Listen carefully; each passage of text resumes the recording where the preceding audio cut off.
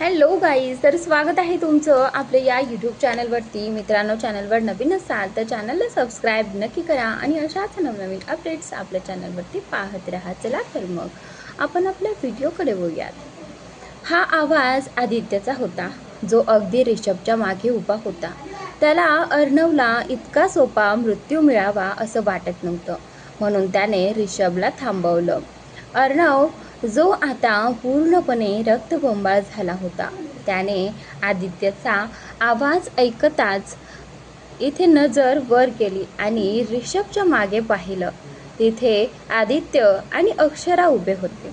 अक्षराला पाहताच अर्णवला धक्का बसला. तो वेदनेत असूनही पापणी न लावता फक्त आणि फक्त अक्षराकडेच पाहत होता.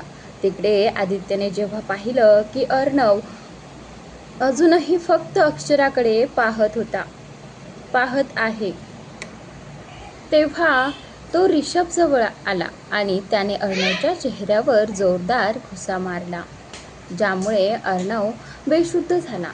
ऋषभने त्याला आदित्यच्या हवाली केलं आणि मेडने सांगितलेल्या खोलीकडे निघाला. कारण जेव्हापासून त्याने हे सगळं ऐकलं होतं, तेव्हापासून त्याला आर्याची काळजी सतावत होती. याच विचारात तो आर्याच्या खोलीबाहेर पोहोचला. तो आज जाण्यालाच घाबरत होता, कारण कदाचित तो आर्याला या अवस्थेत पाहू शकणार नव्हता. तो आर्यावर जीवापाड प्रेम करत होता. जेव्हा त्याने पहिल्यांदा आर्यावर हात उचलला होता, तेव्हा त्याने स्वतःच्या त्या हातालाच कितीतरी वेळा शिक्षा दिली होती. आणि आज आर्याची अशी अवस्था तो शब्दात सांगू शकत नव्हता. आर्या त्याच्यासाठी त्याच्या जीवापेक्षाही जास्त महत्त्वाची होती. तिकडे खोलीत आर्या हळूहळू कधी टेबलचा आधार घेत होती तर कधी भिंतीचा आधार घेत होती. उभी राहण्याचा प्रयत्न करत होती, कारण तिला जाणवत होतं की ऋषभ तिच्या आसपासच आहे, म्हणून ती खोलीबाहेर जायचा प्रयत्न करत होती. ती खूप कष्टाने दरवाजाजवळ आली होती. आता तिला ऋषभची उपस्थिती अगदी जवळ असल्यासारखी वाटत होती. कदाचित यालाच प्रेम म्हणतात. दोघांच्या हृदयांनी एकमेकांची उपस्थिती जाणली होती. आता फक्त त्यांची शरीर भेट बाकी होतं. ऋषभने थरथरणाऱ्या हातांनी दरवाजा उघडला. समोरून दरवाजा उघडताना पाहून आर्या थोडीशी मागे झाली, पण ती घाबरली नाही. कदाचित तिचं मनच तिला धीर देत होतं. काही क्षणातच दरवाजा पूर्ण उघडला आणि ऋषभ समोर त्याची आर्या उभी होती. विस्कटलेले केस, शरीरावर अनेक ठिकाणचे कपडे, बेल्टचे सततच्या मारामुळे फाटलेले होते. ज्या चेहऱ्यावर नेहमी तेज आणि गोड हसू असायचं, त्या चेहऱ्यावर आता सूज होती. थप्पडांचे निशाण होते. रडल्यामुळे तिचे सुंदर डोळे सुजले होते, पण त्यात अजूनही अश्रू होते.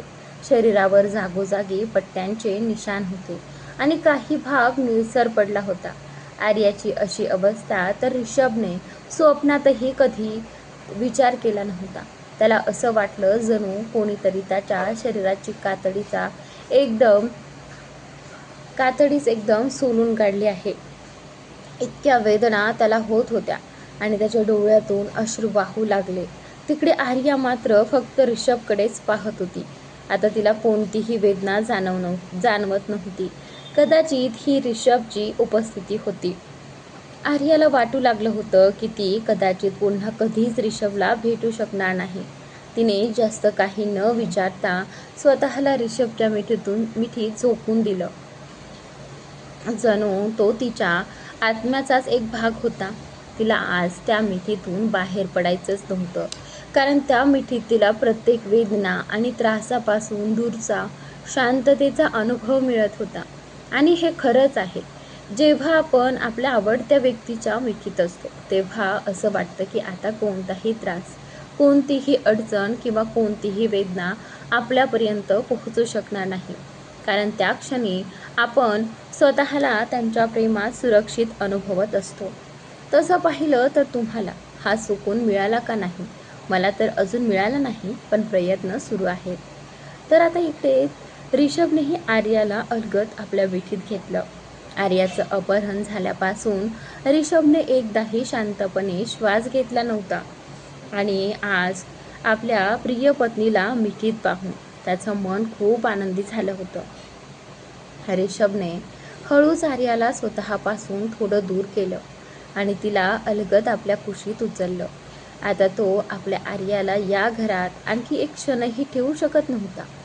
आर्याने ऋषभच्या छातीवर डोकं टेकवलं। त्या दोघांनी एकमेकांशी एकही शब्द न बोलला नव्हता, पण त्यांच्या डोळ्यांनी मात्र खूप काही सांगून टाकलं होतं। कोणीतरी खरंच म्हटलं आहे की डोळे कधीच खोटं बोलत नाहीत। आता हे कोणी म्हटलं हे माहीत नाही, कदाचित एखाद्या महान प्रेमीनेच म्हटलं असेल। ऋषभ आर्याला आपल्या मिठीत घेऊन खाली आला। समोरच त्याला अक्षरा आणि आदित्य दिसले। ऋषभने त्यांच्याकडे एक नजर टाकली तर त्यांनीही त्याचा इशारा समजून मान हलवली। त्यानंतर ऋषभ आर्याला घेऊन बाहेर गेला। त्याने आर्याला स्वतःपासून दूर केलं नाही, कारण तो जाणू शकत होता की आर्याने त्याला किती घट्ट पकडलेला आहे। आर्याने ऋषभच्या शर्टला इतक्या घट्ट पकडलं होतं की जणू तिला भीती वाटत होती की हा हात सैल होताच ऋषभ तिच्यापासून दूर जाईल। आणि कुठेतरी ऋषभ ही गोष्ट जाणून होता आणि मान्यही करत होता, म्हणून त्याने कार चालवण्याची जबाबदारी आपल्या एका गार्डला दिली आणि स्वतः पॅसेंजर सीटवर आर्याला कुशीत घेऊन बसला। आर्याचे डोळे फक्त ऋषभकडेच पाहत होते, पण ऋषभला तिची ही अवस्था पाहवत नव्हती। त्याने प्रेमाने तिच्या केसांवरून हात फिरवत म्हटलं, बेबी झोपून जा, मी आता तुला स्वतःपासून एक क्षणही दूर होऊ देणार नाही। मग त्याने आर्याच्या डोळ्यांवर हलकंसं चुंबन घेतलं। आर्याने नकारार्थी मान हलवली तर ऋषभने आपल्या हाताने तिचे डोळे अलगद मिटले आणि आर्यानेही पुन्हा डोळे उघडले नाहीत। तिकडे अक्षरा आणि आदित्य अजूनही आतच होते। अक्षराने बेशुद्ध पडलेल्या अर्णवकडे पाहत विचारलं, आता याचं काय करायचं आधी? अक्षराचं बोलणं ऐकून आदित्यने त्या अर्णवकडे पाहिलं, जो अजूनही खूप वेदनेत होता। तो अक्षराकडे वळला आणि तिला आपल्या मिठीत घेत म्हणाला, अगं यार, इतक्या दिवसांनी भेटली आहेस आणि अजूनही त्या अर्णवच्याच गोष्टी करत बसली आहेस? इकडे माझ्याकडेही बघ ना, जो तुझ्यासाठी तडफडत होता। आदित्यने पूर्ण रोमॅन्टिक अंदाजात म्हटलं। अक्षरा आपल्या आधीला खूप चांगल्या प्रकारे ओळखत होती। त्याला थोडं छेडण्यासाठी ती त्याच्यापासून थोडी दूर जात म्हणाली, कुठे या 2.5 वर्षात दुसरं लग्न तर केलं नाहीस ना? किंवा एखादी मुलगी? मला असं काही कळलं ना तर मी तुला सोडणार नाही, समजलं? आदित्यने तिचा हात पकडून तिला पुन्हा आपल्या मिठीत ओढलं आणि तिच्या केसांवरून प्रेमाने हात फिरवत तिच्या कानात म्हणाला, हो, खरं तर मला तसं करायचं होतं, पण जेव्हाही दुसऱ्या कोणाबद्दल विचार करायचा ना, तेव्हा का कोणास ठाऊक तुझा गोड चेहरा आठवायचा, म्हणून तो विचारच सोडून दिला। हे बोलून आदित्यने आपलं डोकं अक्षराच्या डोक्याला टेकवलं। अक्षराला माहिती होतं की तिचा आदित्य तिच्यावर खूप प्रेम करतो। तेवढ्यात एक गार्ड आत आला। त्या दोघांना पाहून त्याने मान खाली घातली आणि निघून जाणार इतक्या त्याच्या कानावर आदित्यचा आवाज पडला, थांब, याला आपल्या अड्ड्यावर घेऊन जा आणि याची चांगली खातिरदारी करा। गार्डला त्याचा अर्थ नीट समजला आणि तो अर्णवला जवळजवळ ओढतच बाहेर घेऊन गेला। अक्षराने आदित्यचा हात धरत म्हटलं, आधी चल जाऊया। आदित्यने तिचा हात आणखी घट्ट पकडला आणि दोघे बाहेर निघाले। आर्या गाढ झोपली होती, पण ऋषभ फक्त तिच्याकडेच पाहत होता। आर्याची अशी अवस्था असेल याची त्याने कधी स्वप्नातही कल्पना केली नव्हती। तो कितीही प्रयत्न केला तरी आर्याने सहन केलेल्या वेदना तो अनुभवू शकत नव्हता। तिच्या शरीरावर किती जखमा असतील, ते किती रडली असेल याचा विचार करूनच त्याचं मन तुटत होतं। आर्याच्या डोळ्याखाली काळी वर्तुळं होती, याचा सरळ अर्थ ती व्यवस्थित झोपली नव्हती। त्यात या जखमा ऋषभच्या मनाला आणखी वेदना देत होत्या। थोड्या वेळात ऋषभचा व्हिला आला। त्याने हळुवारपणे आर्याला आपल्या बाहूंमध्ये उचलून घेतलं आणि व्हिलामध्ये घेऊन गेला। तिथे उभे असलेले गार्ड्स आणि मेड्स आपल्या मॅडमची अशी अवस्था पाहून घाबरले होते आणि त्यांना आर्याची खूप काळजी वाटत होती. ऋषभ आर्याला घेऊन थेट आपल्या खोलीत गेला आणि तिला अलगद बेडवर झोपवलं. नंतर तो वॉशरूममध्ये गेला आणि एका मोठ्या बाऊलमध्ये पाणी व स्पंज घेऊन आला. त्याने आर्याचे कपडे सावकाश काढायला सुरुवात केली. तेवढ्यात आर्याची झोप उघडली आणि ती खूप घाबरली. ऋषभला तिची भीती चांगली समजत होती. आपल्या प्रिय पत्नीची अशी अवस्था पाहून त्याचंही हृदय तुटत होतं. तर मित्रांनो, आता इथून पुढे फक्त थोडा वेळ तुम्हाला वाट पाहावी लागेल आणि आपल्याला इथे पुढेच आपली स्टोरी चालू होईल.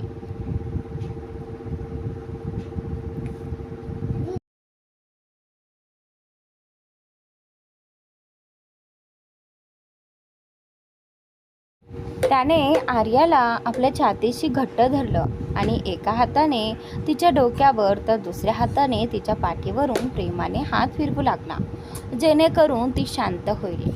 बेबी प्लीज घाबरू नकोस, मी आहे ना. आर्याने दोन्ही हातांनी ऋषभच्या कमरेला घट्ट पकडलं आणि म्हणाली, प्लीज ऋषभ, मला आता कधीही एकटं सोडू नकोस.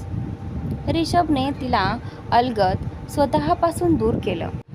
तिच्या कपाळावर चुंबन घेतलं आणि आपलं कपाळ तिच्या कपाळाला टेकवलं. दोघांचेही डोळे आपोआप मिटले. दोघेही एकमेकांच्या उपस्थितीचा अनुभव घेत होते. काही वेळानंतर ऋषभ आर्यापासून थोडा दूर झाला आणि तिची काळजीपूर्वक स्वच्छता करू लागला. आर्या अजूनही ऋषभच्या आधारात होती.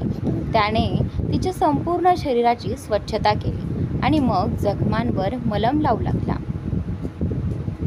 आर्याला मलम लावताना त्याचं मन किती दुखत होतं हे फक्त त्यालाच माहिती होतं. तो अलगद फुंकर मारत तिच्या जखमांवर औषध लावत होता, पण तरीही आर्याला वेदना होत होत्या.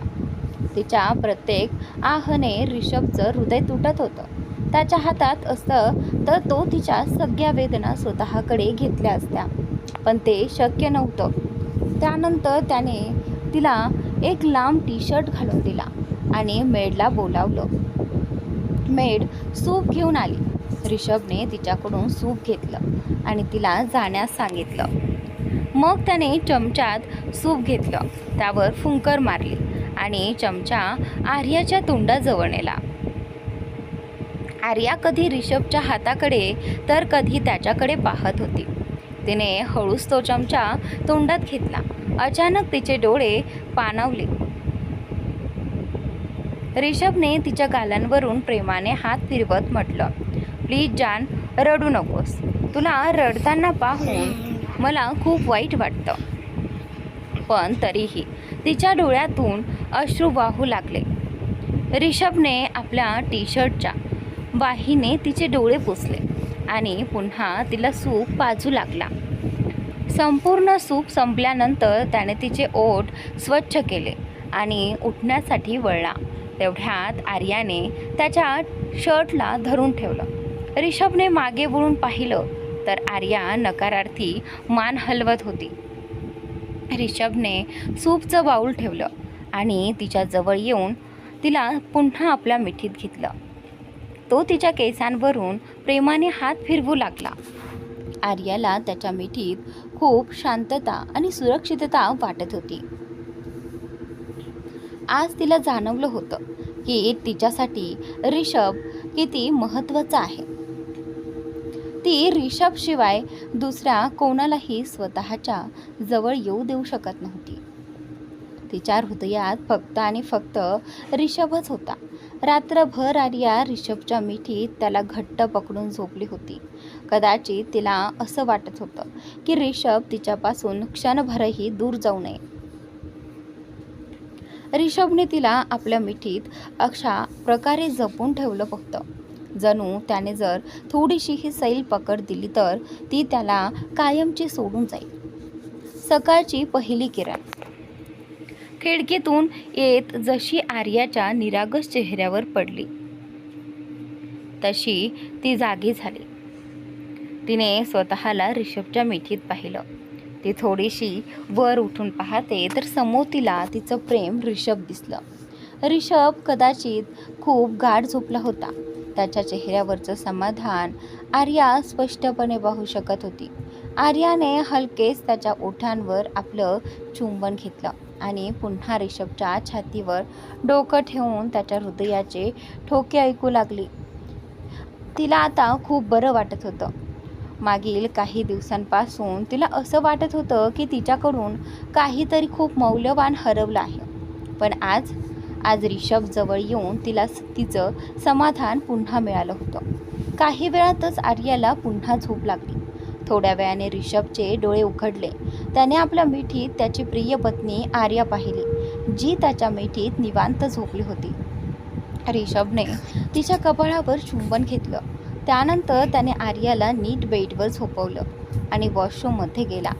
काही वेळाने तो बाहेर आला आणि खाली जाऊन आपल्या प्रिय पत्नीकरिता स्वतःच्या हाताने नाश्ता बनवू लागला. काही वेळाने आर्या देखील उठली आणि बेडवर बसली. तिने अंग ताणलं आणि बाजूला पाहिलं, पण तिला ऋषभ दिसला नाही. तिने वॉशरूमकडे पाहिलं, पण ऋषभ तिथेही नव्हता. मग आर्या खाली आली. तिने पाहिलं की ऋषभ किचनमध्ये तिच्यासाठी स्वयंपाक करत आहे. एप्रन घातलेल्या ऋषभला पाहून तो तिला खूप देखणा वाटला. मग आर्या त्याच्याकडे चालत गेली. ऋषभने वर पाहिलं तेव्हा त्याला आर्या किचनमध्ये येताना दिसली. आर्या त्याच्या जवळ उभी राहिली आणि तो नक्की काय बनवत आहे हे पाहू लागली. ऋषभने तिचे विस्कटलेले केस आपल्या हाताने नीट केले आणि कानामागे सारले. त्यानंतर त्याने आर्याला किचन स्लॅबवर बसवलं. मग तिच्यासाठी दूध गरम करून तिच्याकडे ग्लास दिला. आर्याने कोणताही हट्ट न करता ते प्यायला सुरुवात केली. त्यानंतर ऋषभने एका प्लेटमधील व्हेजिटेबल सँडविचचा तुकडा तिच्या तोंडाजवळ धरला आणि आर्याने तो खाल्ला. मग दोघांनी मिळून नाश्ता केला. त्यानंतर ऋषभने आर्याला आपल्या कुशीत उचललं आणि खोलीकडे निघाला. तो तिला थेट वॉशरूममध्ये घेऊन गेला. वॉशरूमच्या दाराजवळ तिला खाली उतरवलं. मग आर्या आत गेली, शॉवर घेतला आणि बाथरोब घालून बाहेर आली. जशीच आर्याने दार उघडून बाहेर पावलं टाकलं, तशी पुढच्या क्षणी ती हवेत होती. ऋषभने तिला आपल्या कुशीत उचललं होतं आणि आरशासमोरच्या सोफ्यावर बसवलं. मग तो हेअर ड्रायरने तिचे केस सुकवू लागला. आर्या फक्त आरशातून ऋषभच्या चेहऱ्याकडे पाहत होती. तो खूप प्रेमाने तिचे केस सुकवत होता. त्यानंतर ऋषभने तिचा बाथरोब काढला आणि तिच्या जखमेवर मलम लावलं. मग तिला एक सैल टॉप आणि शॉर्ट्स घालून दिले. त्यानंतर ऋषभ आर्याला घेऊन खाली हॉलमध्ये गेला आणि तिला आरामात सोफ्यावर बसवलं. आर्याला काहीच समजत नव्हतं की ऋषभ नेमकं काय करत आहे. मग ऋषभ किचनमध्ये गेला आणि पॉपकॉर्न व कोल्ड ड्रिंक्स घेऊन आला. त्यानंतर त्याने सगळ्या लाईट्स बंद केल्या आणि आर्याच्या जवळ येऊन बसला. आर्याने त्याच्याकडे पाहिलं आणि काही विचारणार इतक्यात ऋषभ म्हणाला, ऐक ना बेबी, आज आपण चित्रपट पाहणार आहोत. सांग कोणता चित्रपट पाहायचा? ॲक्शन, लव्ह, हॉरर की कॉमेडी? आर्याने ऋषभच्या खांद्यावर डोकं ठेवत समोर पाहत म्हटलं, तुला जो आवडेल तो. मला तर फक्त तुझ्यासोबत वेळ घालवायचा आहे. ऋषभच्या ओठांवर एक गोड स्मित उमटलं. त्याने आर्याला अजून जवळ घेतलं आणि मग कॉमेडी चित्रपट 3 इडियट्स लावला. चित्रपट सुरू झाला आणि दोघेही त्याचा आनंद घेत होते, कारण चित्रपटात भरपूर विनोद होते. त्यामुळे आर्या आणि ऋषभ खूप हसत होते, विशेषतः चतुर सायलेन्सर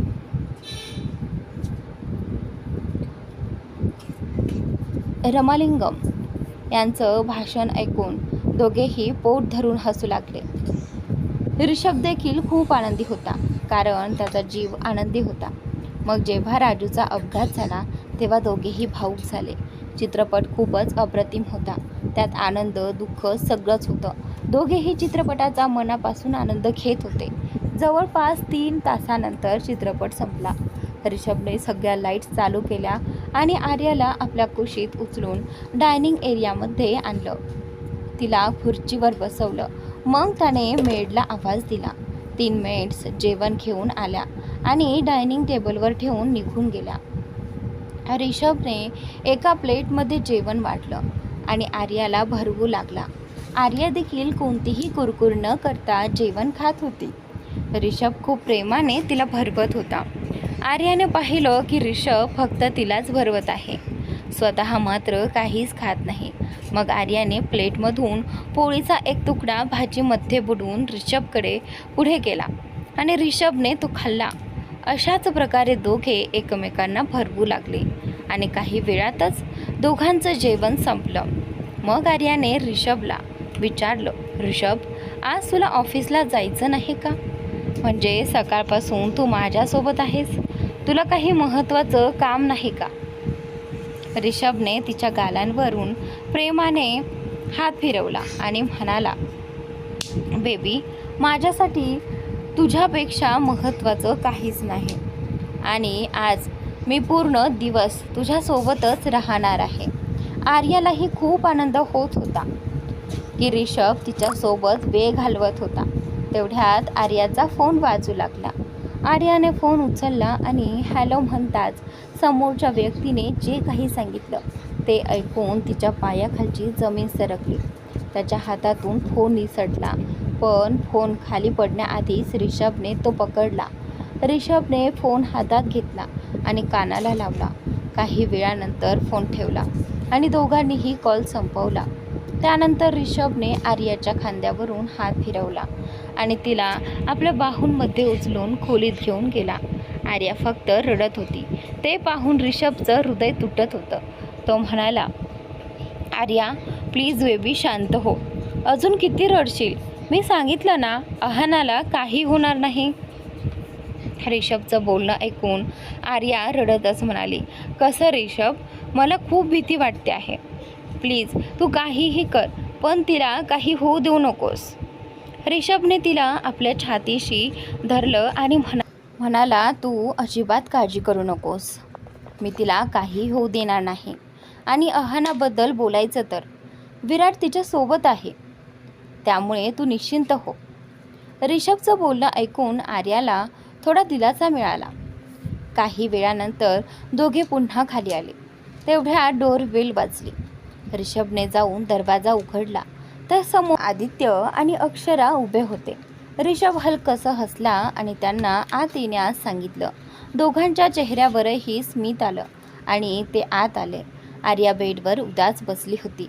तेवढ्या तिची नजर आदित्य आणि अक्षरावर गेली. त्यांना पाहून ती आश्चर्यचकित झाली.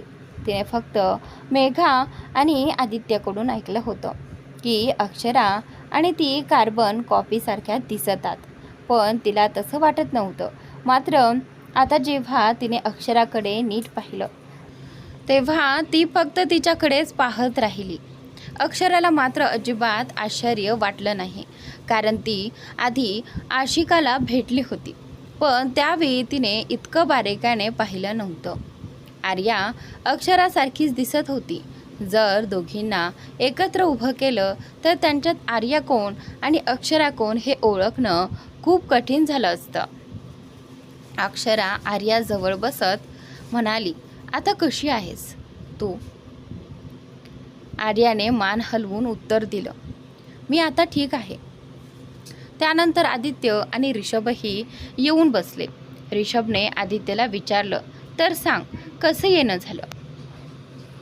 आदित्यने आर्याकडे एक नजर टाकली आणि मग ऋषभकडे पाहून म्हणाला, आम्ही तुझं आभार मानायला आलो आहोत. आदित्यने थेट आपली गोष्ट ऋषभ समोर मांडली. ऋषभनेही शांतपणे उत्तर दिलं, यात आभार मानण्यासारखं काही नाही. जर आम्हाला अक्षरा सापडली नसती तर कदाचित आम्हाला आर्या सापडली नसती. ऋषभचं बोलणं ऐकून आदित्य आणि अक्षराच्या चेहऱ्यावर स्मित उमटलं. त्यानंतर ऋषभ म्हणाला, आम्ही आजच भारतात परत जात आहोत. 1 तासानंतर आमची फ्लाईट आहे. आदित्य म्हणाला, छान आहे. मग चला माझ्या प्रायव्हेट प्लेनने जाऊ, आम्हालाही भारतात जायचं आहे. खरं तर अक्षराला साचीला भेटायचं आहे, तेही शक्य तितक्या लवकर. आर्या अजूनही शांत होती. तिला फक्त आहानाकडे जायचं होतं आणि ती त्यासाठी व्याकुळ झाली होती. रिषभने आर्याकडे एक नजर टाकली. आर्याने होकारार्थी मान हलवली. मग रिषभ म्हणाला, ठीक आहे, मग जाऊया. तुम्ही सगळे इथेच बसा, मी मेडला काहीतरी प्यायला आणायला सांगतो. त्यानंतर रिषभने सर्वांसाठी कॉफी आणि आर्यासाठी ग्रीन टी मागवली. तसेच एका मेडला त्यांचं सामान पॅक करायला सांगितलं. काही वेळ गप्पांमध्येच निघून गेला. मग रिषभच्या माणसाने त्यांचं सगळं सामान गाडीत ठेवून दिलं आणि सर्वजण एअरपोर्टकडे रवाना झाले. दिल्लीमध्ये सिटी हॉस्पिटलमध्ये आहानाला ॲडमिट करण्यात आलं होतं. बाहेर विराट उभा होता आणि इकडून तिकडे फिरत होता. त्याचे पूर्ण कपडे रक्ताने माखलेले होते आणि तो खूप घाबरलेला होता. तेवढ्या तिथे रवी आला. रवीला पाहताच विराट त्याच्या गळ्यात पडला. रवीलाही त्याची अवस्था समजत होती. त्याने विराटच्या पाठीवर थोपटत म्हटलं, विराट, काळजी करू नकोस, आहानाला काही होणार नाही, ती ठीक होईल. तू एवढी चिंता का करतो आहेस? काही होणार नाही. विराटला आता स्वतःला आवरता आलं नाही आणि तो रडू लागला. रडत रडत तो म्हणाला, रवी, मला माझी आहाना हवी आहे, कोणत्याही किमतीत. तिच्यासाठी मला काहीही करावं लागलं तरी चालेल. थोडा वेळ थांबून तो रवीपासून दूर झाला आणि म्हणाला, ऐक, जगातला सर्वोत्तम डॉक्टर बोलाव, कितीही पैसे लागले तरी मी देईन, पण मला माझी आहाना बरी हवी. रवीला त्याचं म्हणणं समजत होतं. तो म्हणाला, विराट, आधी शांत हो. मी सांगितलं ना, आहानाला काही होणार नाही. तेवढ्यात एमर्जन्सी वॉर्डमधून एक डॉक्टर बाहेर आले. त्यांना पाहून विराट आणि रवी त्यांच्या जवळ गेले. विराट म्हणाला, डॉक्टर, माझी आहाना आता ठीक आहे ना? डॉक्टर बोलू लागले, पहा सर, आहाना अजून ठीक नाही. तिला मेंदूजवळ गंभीर दुखापत झाली आहे. त्यामुळे आम्हाला ऑपरेशन करावं लागेल. पण या ऑपरेशनमध्ये खूप गुंतागुंत आहे. तिच्या वाचण्याची शक्यता फक्त 30% आहे. हे ऐकताच विराटच्या पायाखालची जमीन सरकली. त्याने डॉक्टरसमोर दोन्ही हात जोडले आणि म्हणाला, डॉक्टर, प्लीज, जे काही आहे करायचं असेल ते करा, पण माझ्या आहानाला वाचवा. प्लीज डॉक्टर, मी तुमच्यासमोर हात जोडतो. सर्वोत्तम सर्जनला बोलवा आणि माझ्या आहानाला बरं करा. डॉक्टर म्हणाले, पहा सर, अशी गोष्ट आहे की आमचे सर्वोत्तम न्यूरोसर्जन सध्या अमेरिकेला गेले आहेत आणि बाकीच्या न्यूरोसर्जन्सना त्या स्तराचा अनुभव नाही, कारण आहानाची अवस्था खूप गंभीर आहे आणि ऑपरेशन लवकरात लवकर करावं लागणार आहे. डॉक्टरांचं बोलणं ऐकून विराटला खूप राग आला. त्याने डॉक्टरांची कॉलर पकडली आणि रागाने म्हणाला, काय अर्थ आहे तुमच्या बोलण्याचा?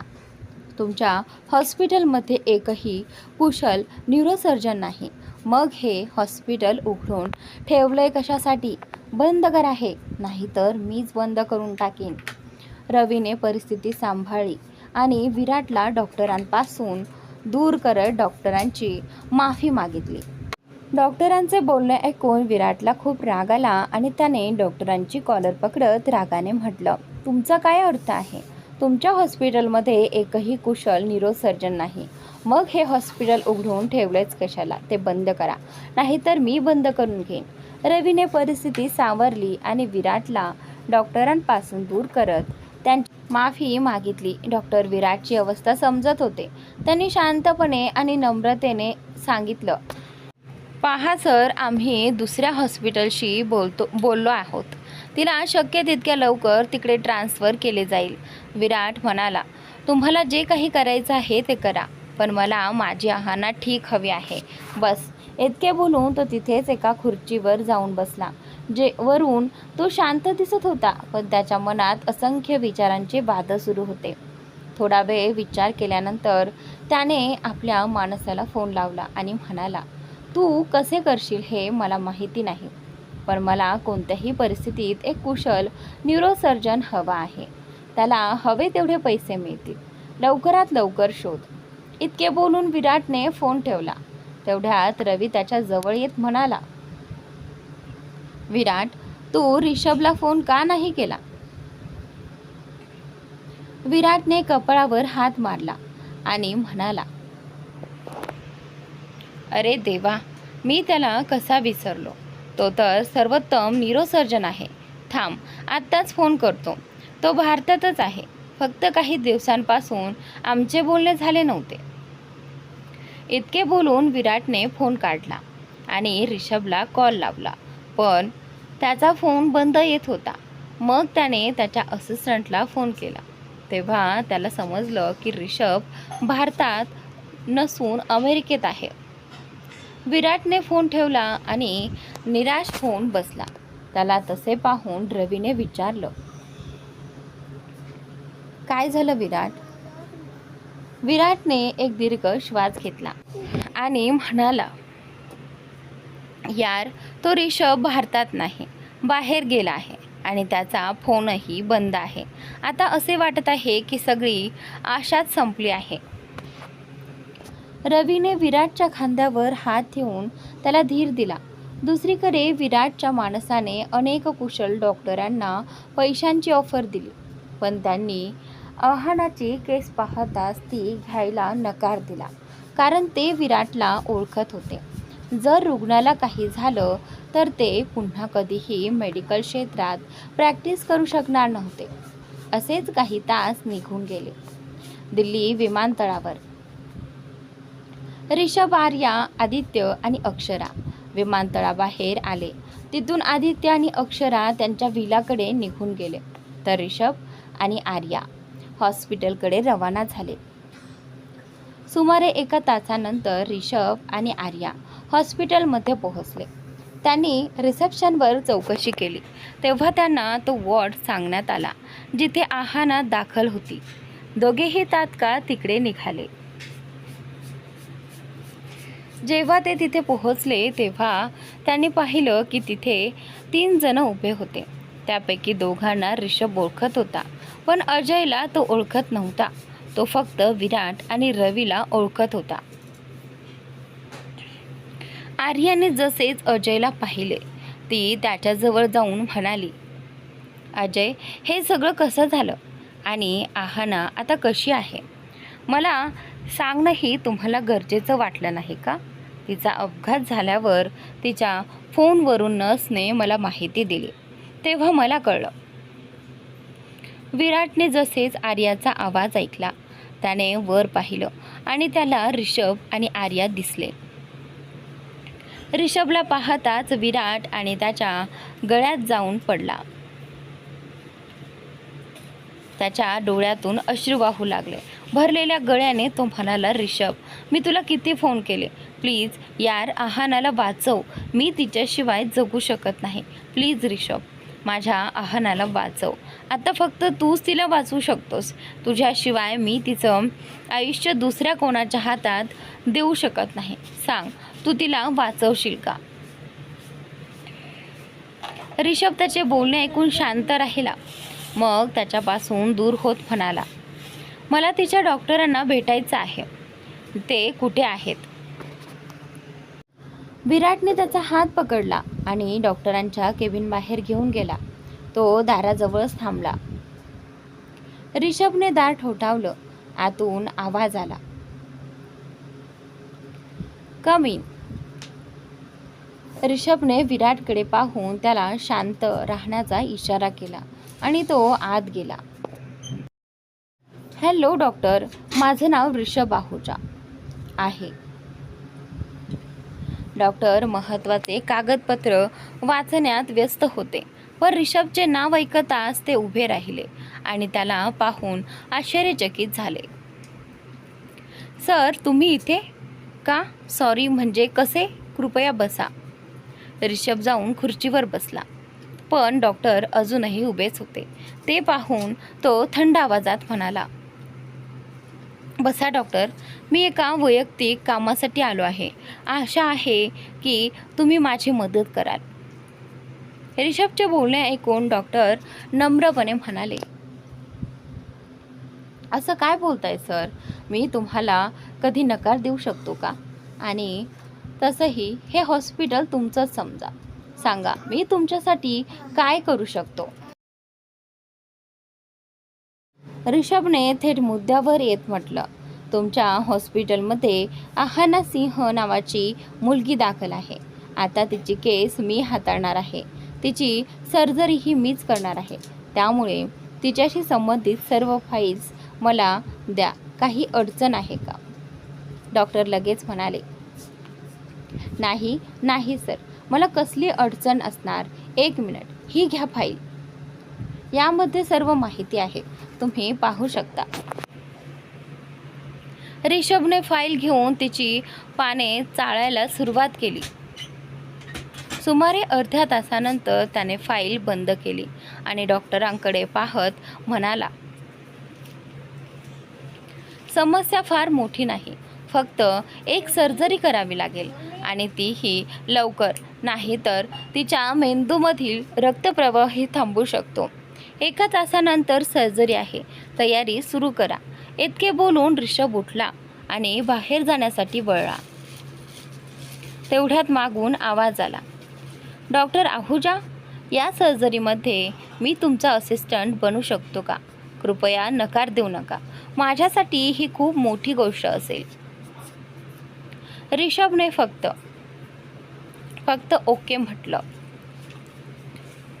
एवढेच म्हटलं आणि तो तिथून बाहेर निघून गेला.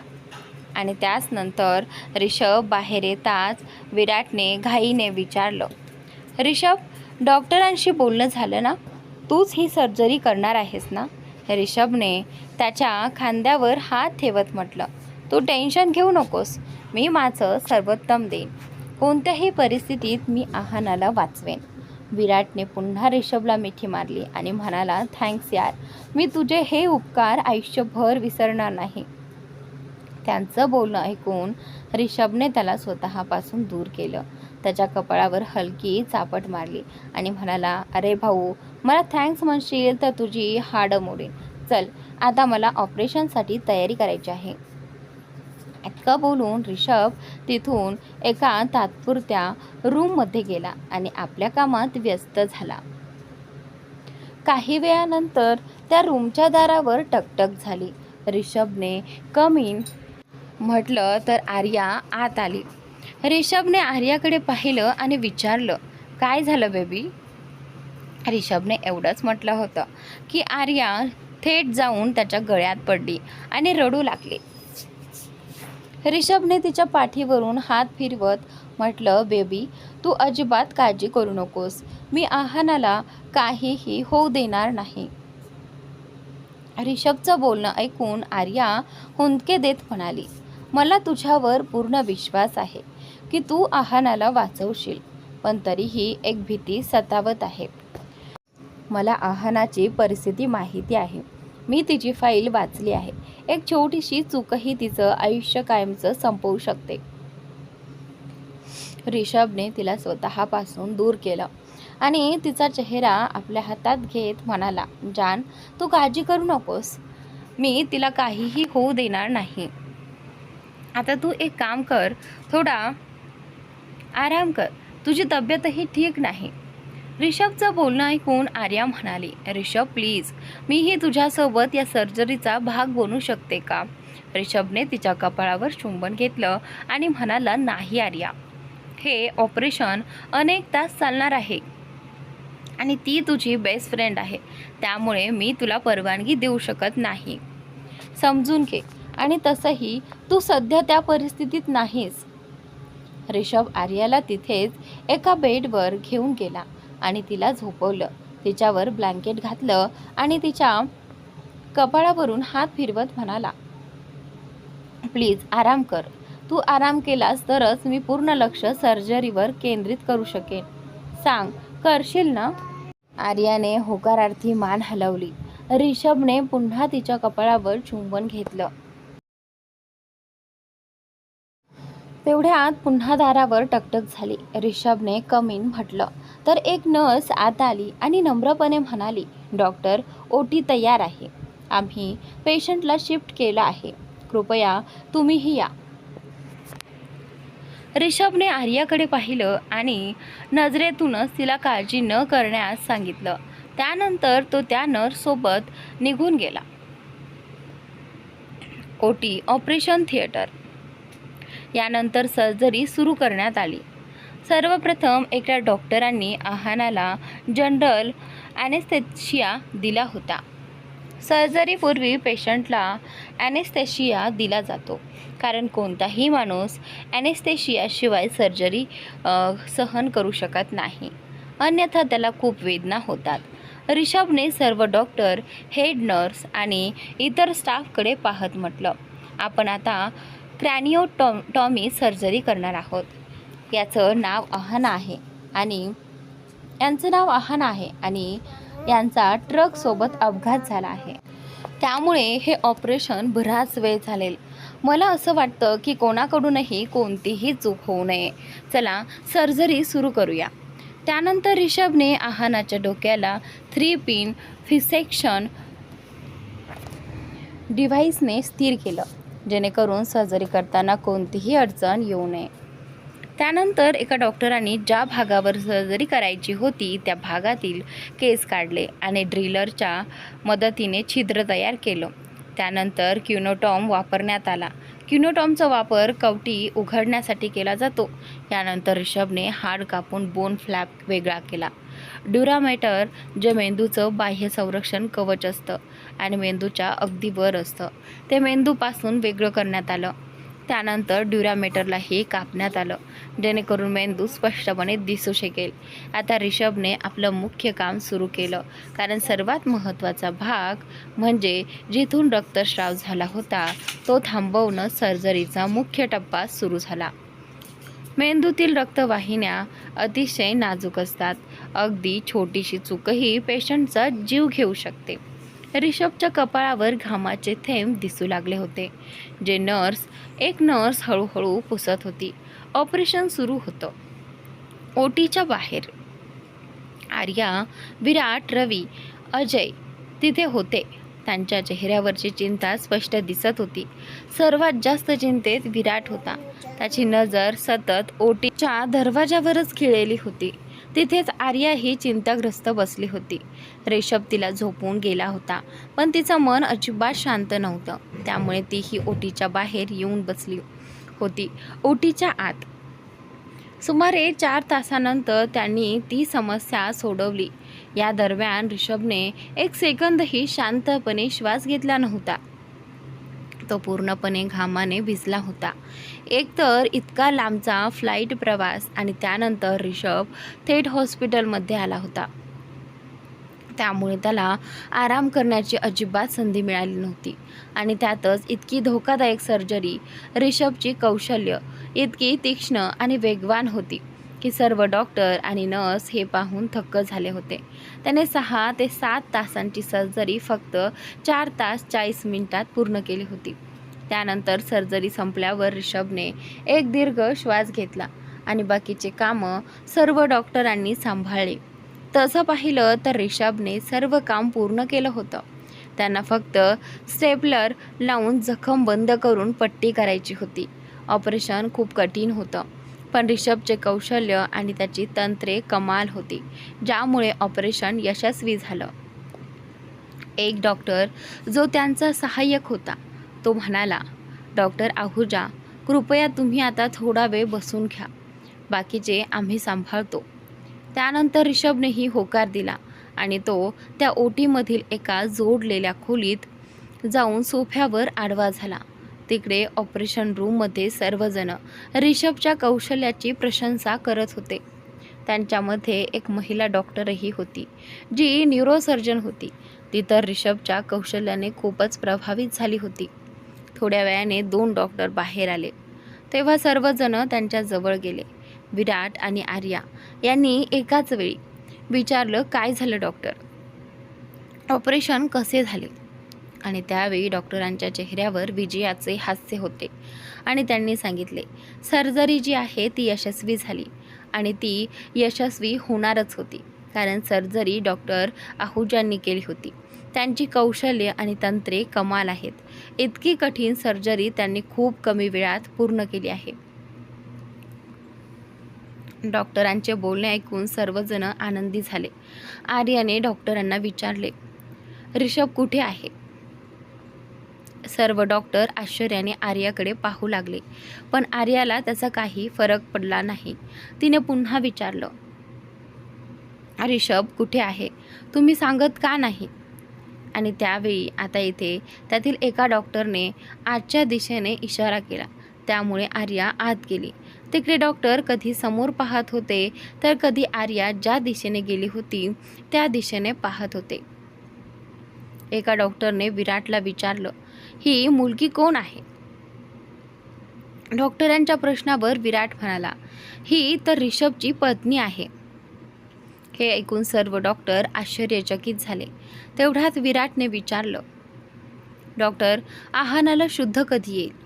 तेव्हा सर्व डॉक्टर भानावर आले आणि त्यातील सर्वात वरिष्ठ डॉक्टर म्हणाले, त्यांना सध्या निरीक्षणाखाली ठेवले जाईल, जेणेकरून आम्ही त्यांच्यावर लक्ष ठेवू शकू, कारण ऑपरेशन तर यशस्वी झाले आहे, पण जोपर्यंत रुग्णाला शुद्ध येत नाही तोपर्यंत आम्ही काहीही निश्चिंत सांगू शकत नाही. त्यानंतर डॉक्टर तिथून निघून गेले. तिकडे आर्या जेव्हा आत गेली तेव्हा तिचे डोळे रागाने लाल झाले, कारण तिनं पाहिलं की ती एका महिला डॉक्टरने ऋषभला पाणी दिले होते आणि ती फक्त ऋषभकडेच पाहत होती आणि ऋषभ तर फक्त पाणी पित होता. आर्या दारात उभी राहून हे सर्व पाहत होती. आता तिला जळफळाट होऊ लागला. आर्याने काहीतरी विचार केला आणि तिच्या चेहऱ्यावर गोड स्मित उमटलं. ती सरळ जाऊन ऋषभच्या अगदी जवळ बसली. त्याच्या डोक्यावर हात ठेवत मुद्दाम खूप गोड आवाजात म्हणाली, काय झालं तुला? तुझं डोकं दुखते का जान? मी दाबून देऊ का? आर्याचे इतके गोड वागणे पाहून ऋषभ आश्चर्याने तिच्याकडे पाहू लागला. तेव्हा आर्याने टेबलवरून टिश्यू घेतला आणि ऋषभचा चेहरा पुसत म्हणाली, आपण घरी जाऊया का? कारण तू खूप थकला आहेस. मी तुझ्यासाठी एक स्ट्रॉंग कॉफी बनवेन, ठीक आहे? ऋषभ हो म्हणण्याआधीच ती महिला डॉक्टर म्हणाली, तुम्ही माझ्या केबिनमध्ये आराम करू शकता. चला, मी तुम्हाला तिथे कॉफी बनवून देते. ती महिला डॉक्टर ही काही कमी नव्हती. तिला वाटलं की आर्या ऋषभची गर्लफ्रेंड असेल आणि तिच्या व्यक्तिमत्वाकडे पाहून तिला असेही वाटले की ती एक साधी मुलगी आहे. तिला स्वतःवर जरा जास्तच अभिमान होता. तिने विचार केला होता की ही मुलगी तिच्या समोर काहीच नाही. तसेही मुलांना अशाच मुली जास्त आवडतात, ज्या आपल्या करिअरवर लक्ष केंद्रित करतात. पण आर्याने तिचे बोलणे सरळ नाकारले. ती मोठ्या ॲटिट्यूडने म्हणाली, डॉक्टर, आम्ही तुम्हाला त्रास देऊ इच्छित नाही. तसेही माझ्या नवऱ्याला माझ्या हातची कॉफीच आवडते. Don't worry, don't mind. त्या डॉक्टरने जसेच नवरा हा शब्द ऐकला तिच्या चेहऱ्यावरील रंगच उडाला. काही वेळापूर्वी जो चेहरा आनंदाने खुलला होता तो आता पूर्णपणे कोमेजला होता. ती रागाने पाय आपटत तिथून निघून गेली. तिकडे आर्याच्या चेहऱ्यावर विजयाचे गोड हास्य उमटले आणि ऋषभच्या चेहऱ्यावरही स्मित होते, कारण आर्याने आज पहिल्यांदाच दुसऱ्यांसमोर त्याला आपला नवरा म्हटलं होतं आणि ही गोष्ट ऋषभसाठी खूप आनंदाची होती, कारण आता आर्याने त्याला मनापासून आपलं मानलं होतं. ऋषभने आर्याला आपल्या मिठीत घेतलं, कारण या क्षणी ती त्याला खूप गोड वाटत होती. त्याच्यासाठी तिच्या मनातील जिव्हाळा आणि काळजी पाहून ऋषभचा आनंद दुप्पट झाला होता. आज त्याला पहिल्यांदाच त्याची जुनी आर्या दिसली होती. रिषभला स्वतःला असे मिठी मारलेले पाहून आर्याने त्याच्या पाठीवरून हात फिरवत विचारलं, काय झालं तुला? रिषभने अर्धवट झोपेत म्हटलं, प्लीज अशीच राहा. मला खूप छान वाटते, खूप शांत वाटते. आर्याच्या चेहऱ्यावर एक सुंदर स्मित उमटलं आणि ती पुन्हा त्याच्या पाठीवरून हात फिरवू लागली. रिषभला तिचं असं स्वतःची काळजी घेणं खूप आनंद देत होतं. काही वेळातच रिषभ झोपून गेला. आर्याने त्याला आरामात सोफ्यावर झोपवलं आणि त्याच्यावर ब्लँकेट घातलं. तिने त्याच्या कपाळावर हलकसं चुंबन दिलं आणि ती निघणार इतक्यात रिषभने तिचा हात पकडला आणि तिला स्वतःजवळ ओढून घेतलं. अचानक ओढल्यामुळे आर्या थोडी घाबरली, पण नंतर तिने रिषभकडे पाहिलं. त्याच्या चेहऱ्यावर हलकसं हसू होतं. त्याने आर्याला स्वतःजवळ घट्ट धरून घेतलं.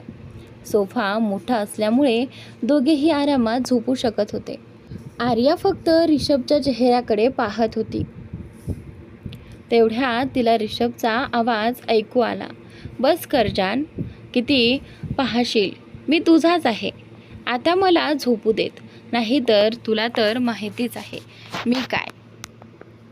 तो पुढे काही बोलणार इतक्यात आर्याने त्याच्या ओठांवर आपला मऊ हात ठेवला आणि आपलं डोकं त्याच्या छातीत लपवलं. रिषभने तिच्या डोक्यावर चुंबन घेतलं आणि पुन्हा झोपून गेला. आहानाला आता एका VIP वॉर्डमध्ये हलवण्यात आलं होतं. रवी आणि अजय घरी गेले होते, कारण विराटने त्यांना तसं सांगितलं होतं. विराट मात्र आहानाचा हात धरून तिथेच बसला होता. असेच काही तास गेले. रिषभची झोप उघडली तेव्हा त्याने पाहिलं की आर्या त्याला अगदी बिलगून झोपली होती. त्याने तिच्या गालावरून हात फिरवला आणि तिच्या डोक्यावर एक चुंबन दिलं. खरं तर त्याला आर्याला उठवायचं होतं, पण ती इतक्या शांतपणे झोपलेली पाहून त्यालाही एक वेगळाच दिलासा मिळत होता. म्हणून त्याने तिला उठवण्याचा विचार सोडला. तो उठला आणि आर्याला आपल्या कुशीत उचलून हॉस्पिटलच्या मागच्या रस्त्याने पार्किंगमध्ये गेला. तिला पुढच्या सीटवर बसवून सीट बेल्ट लावला आणि कारचा दरवाजा बंद करून विराटला मेसेज केला. थोड्या अंतरावर उभी असलेल्या त्या महिला डॉक्टरने, जिने रिषभला कॉफी ऑफर केली होती, आपली मूठ घट्ट आवळली आणि म्हणाली, मिस्टर रिषभ आहुजा, तुम्हाला तर मी मिळवूनच राहीन. रिषभ ड्रायव्हिंग सीटवर बसला आणि कार पुढे चालवली. आर्या झोपलेली होती, पण बाहेरच्या आवाजामुळे तिची झोप उघडली. तिने स्वतःला कारमध्ये पाहिलं. आजूबाजूला पाहिल्यावर तिला रिषभ दिसला, जो कार चालवत होता. आर्याने हळूच हाक मारली, रिषभ. तिचा आवाज ऐकून रिषभने तिच्याकडे पाहिलं आणि एका हाताने तिच्या गालावरून हात फिरवत विचारलं, काय झालं जान? आर्याने त्याच्या हातावर आपला हात ठेवत म्हटलं, मला भूक लागली आहे.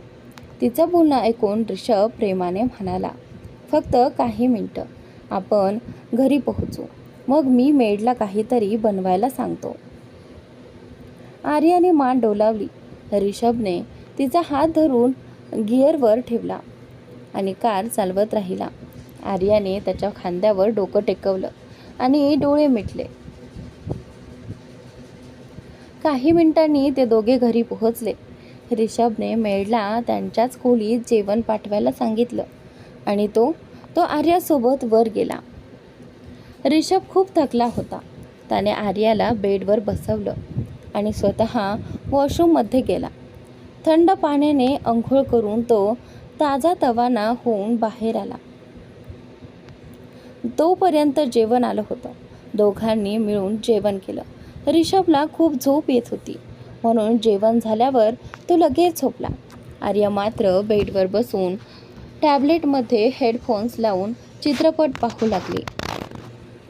चित्रपट संपल्यावर तिलाही झोप आली आणि तीही झोपून गेली.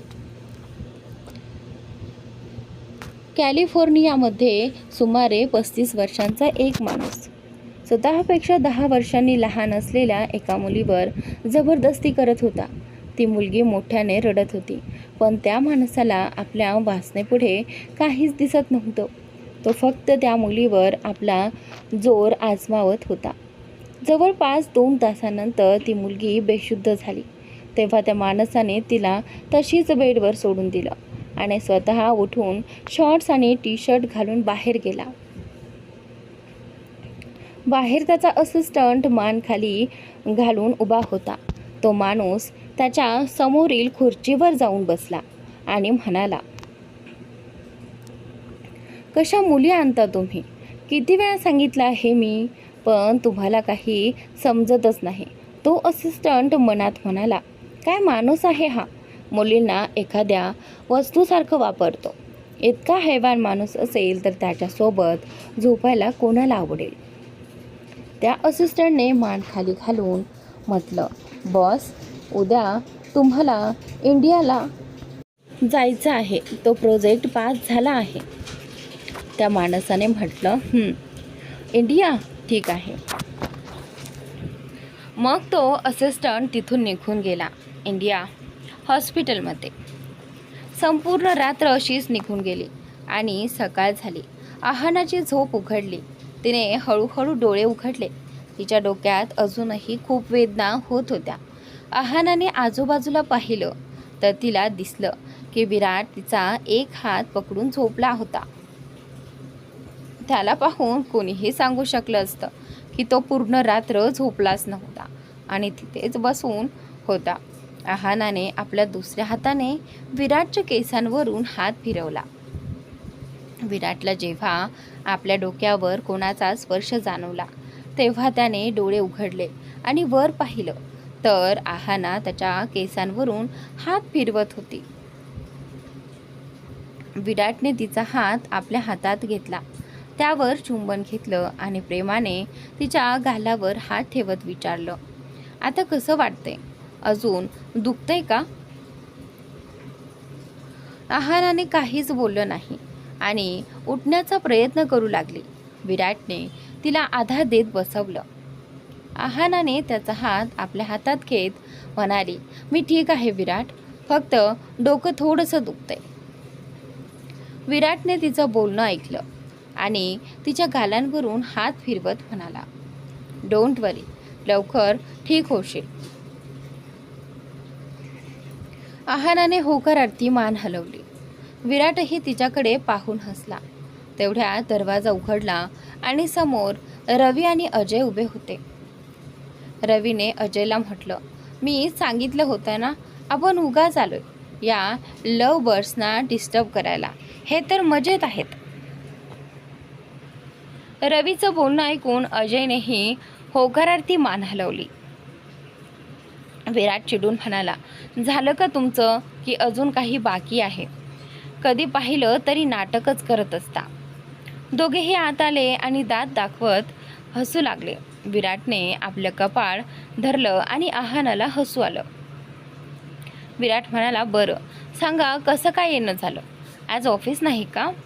विराटचं बोलणं ऐकून रवी आधी म्हणाला, नाही यार, फक्त वाटलं एकदा म्हणजे आहानाला भेटून जाऊ, तिची तब्येत विचारून घेऊ. जसं रवी भाभी म्हणणार होता तसं आहानाने त्याच्याकडे असा कटाक्ष टाकला की पुढचा शब्द त्याच्या घशातच अडकला. तिकडे विराटला आहानाचे एक्सप्रेशन्स पाहून हसू येत होतं, पण त्याने ते आवरलं. तेवढ्यात अजयने एक पॅकेट विराटच्या हातात देत म्हटलं, यात तुमच्या दोघांसाठी नाश्ता आहे. बाहेरचं जेवण कसं असेल कोण जाणे, आणि तसंही आहानाला हॉस्पिटलचं जेवण आवडत नाही म्हणून मी घरून बनवून आणलं. विराटने पहिली गोष्ट ऐकून काही प्रतिक्रिया दिली नाही, पण जसं त्याने ऐकलं तसंही आहानाला हॉस्पिटलचं जेवण आवडत नाही तसं तो रागाने अजयकडे पाहू लागला. ही गोष्ट रवीच्या लक्षात आली. त्याला माहिती होतं की विराट आहानाबाबत किती प्रोटेक्टिव्ह आहे, म्हणून त्याने लगेच परिस्थिती सावरत विराटला म्हटलं, विराट भाऊ ऐक ना, आता आम्ही निघतो, ऑफिसलाही जायचं आहे. विराटने फक्त होकारार्थी मान हलवली. रवीने अजयचा हात पकडला आणि जबरदस्तीने त्याला त्या वॉर्डच्या बाहेर घेऊन गेला. बाहेर येताच रवीने अजयचा हात सोडला. अजय रागाने त्याच्याकडे पाहत म्हणाला, अरे तुझं डोकं ठिकाणावर आहे ना? असं ओढत का आणलंस? आणि आज ऑफिसला उशिरा जाणार होतो ना आपण. रवी म्हणाला, बेटा आज मी तुला इथून ओढून आणलं नसतं ना तर तो तुला जमिनीत गाडून टाकलं असतं त्याने. रवीचं बोलणं ऐकून अजय गोंधळून त्याच्याकडे पाहू लागला. रवीने त्याच्या डोक्यावर हलकी टपली मारत म्हटलं, काय तुला माहीत नाही का विराट आहानाबाबत किती पॉझिटिव्ह आहे? आता अजयला रवीचं म्हणणं समजलं आणि दोघेही तिथून निघून गेले. तिकडे वॉर्डमध्ये विराट आपल्या हाताने आहानाला प्रेमाने सूप पाजत होता आणि आहाना फक्त विराटच्या डोळ्यामध्ये पाहत होती. तर मित्रांनो, आजचा भाग इथे संपतोय. पुढील भाग नक्की पहा आणि चॅनलला सबस्क्राईब नक्की करा. Thanks for watching.